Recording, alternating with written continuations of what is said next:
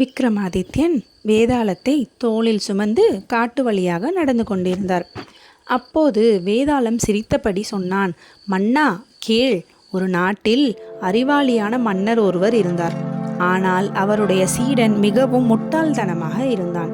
ஒரு நாள் மன்னன் பெரிய யாகம் நடத்தினார். அதில் விருந்தினர்களுக்கு உணவு பரிமாற சீடனுக்கு பொறுப்பு கொடுத்தார். ஆனால் சீடன் கவனக்குறைவால் அரிசிக்கு பதிலாக மணலை கலந்து விட்டான். அதை சுவைத்த விருந்தினர்கள் கோபமடைந்து, இப்படி பொறுப்பில்லாத சீடனை தண்டிக்க வேண்டும் என்று மன்னனிடம் சொன்னார்கள். அப்போ மன்னன் என்ன செய்ய வேண்டும்? சீடனை கடுமையாக தண்டிக்க வேண்டுமா அல்லது அவனுடைய தவறை மன்னிக்க வேண்டுமா? விக்ரமாதித்யன் சிரித்து சொன்னார், மன்னிப்பு தான் உயர்ந்த தர்மம். அவன் தவறு செய்தாலும் அதை உணர்ந்து திருந்தும் வாய்ப்பை கொடுக்க வேண்டும்.